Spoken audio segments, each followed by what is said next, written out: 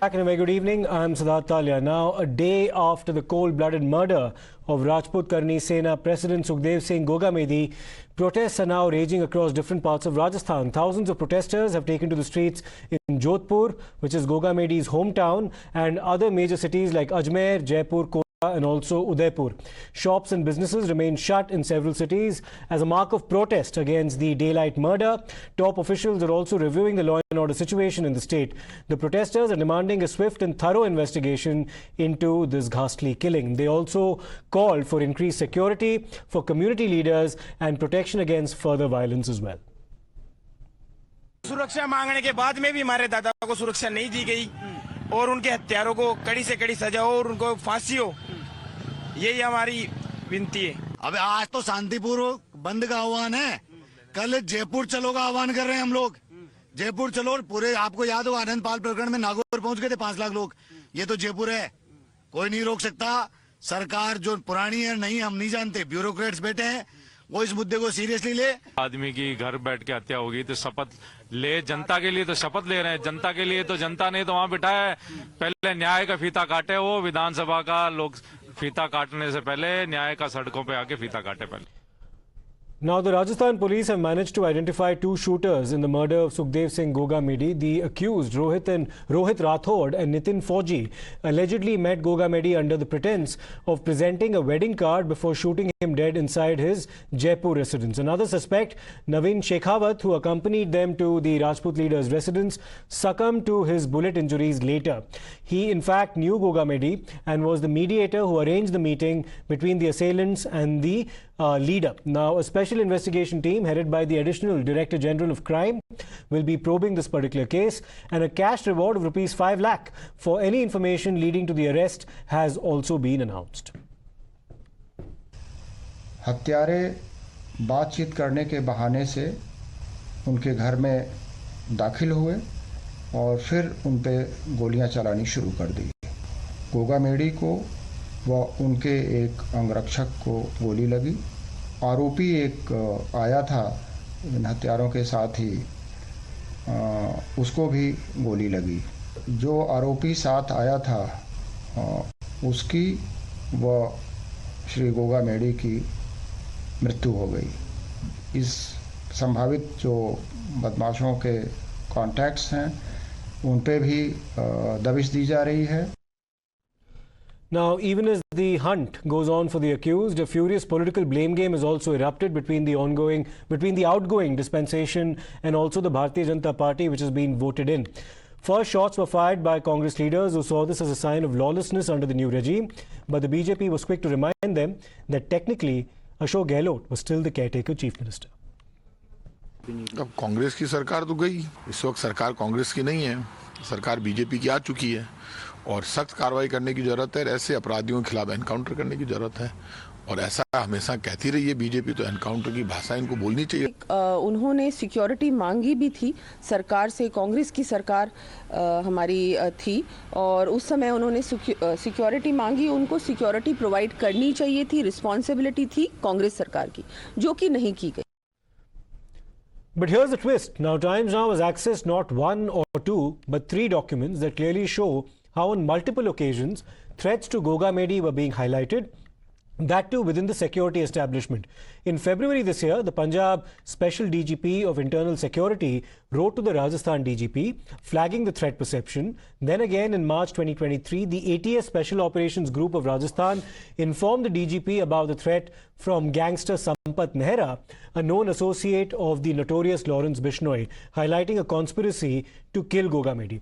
And finally, there is an undated intelligence note as well that clearly says that Nehra may have even acquired an AK-47 assault rifle for his associates to kill Gogamedi. The question therefore is, why is it that despite all these red flags and warnings, no security was provided to the man and he therefore ended up being brutally murdered? Was this murder a direct consequence of this lapse or alleged lapse? That's a question that many are asking. Let's take this across to our guests as well. We have author Ratan Sharda joining us, as is Mr. Vivek Bansal, senior leader of the Congress Party. Mr. Bansal, coming to you first and foremost, has there been clearly a failure of law and order in this particular instance? Mr. Gehlot still technically remains, the caretaker chief minister in the absence of anyone from the BJP having been sworn in just as yet. So the BJP is saying that it's the Gehlot dispensation that needs to be held accountable. Well, Siddharth, let me just tell you that let's not get into the blame game. Definitely, there is a lapse on the part of the security agencies or the police because they had been forewarned.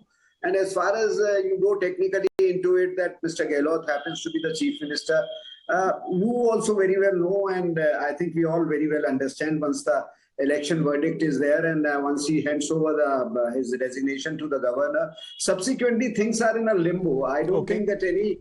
So we cannot blame the CM for that, for Mr. Ashok Gehlot for that.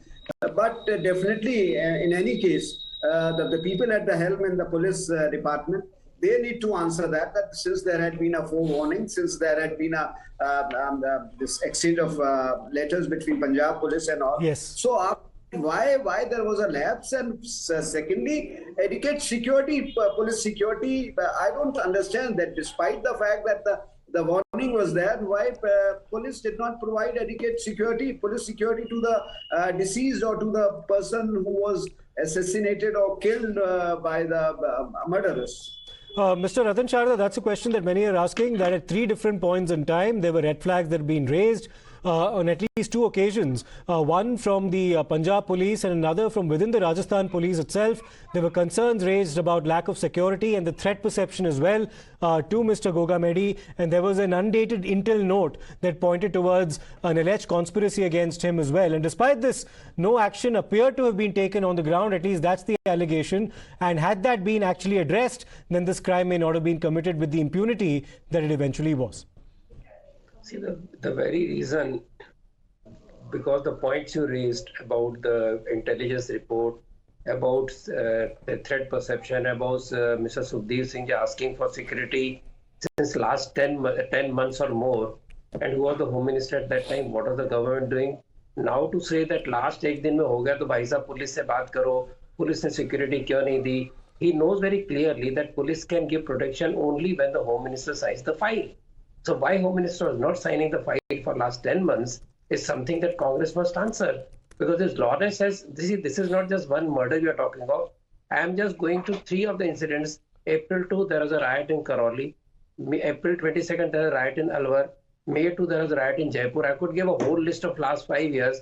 This sense of permissiveness, the failed law and order situation, which is one of the major reasons of Congress defeat in Rajasthan, is not accepted by this gentleman.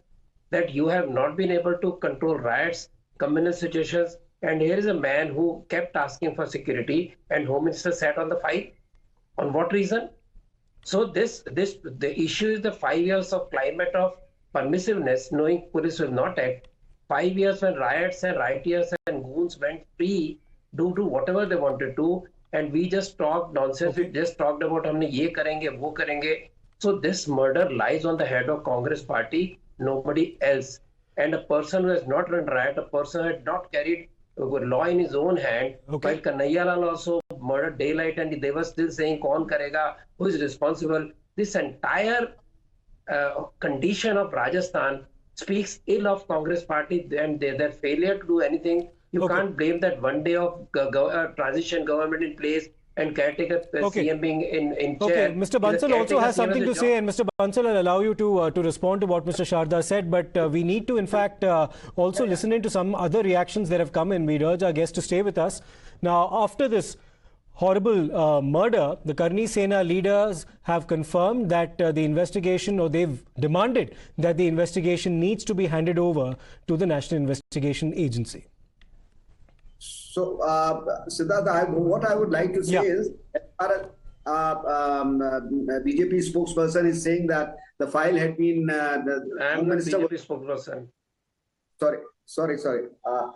Gentleman who is on the panel, he's blaming he's putting the passing on the buck on the Home Minister. I would like to tell him and that DG can initiate.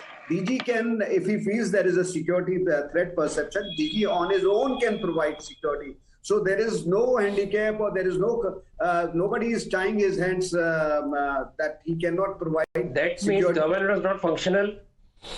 Sorry? It means that Congress government are functioning at all. If DGP and IS are going to run the state, it's not why a do you need question the government? Please don't pass on the buck. I am not passing Mr. on the Bansal, buck.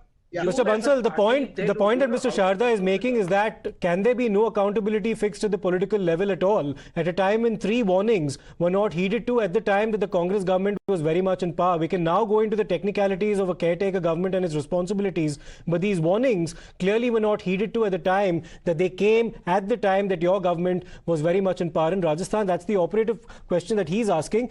But let's also listen into some reactions that have come in from the Karni Sena. Now, their members have demanded that this particular investigation needs to be handed over to the National Investigation Agency. They've demanded a more serious and a more thorough probe into this case.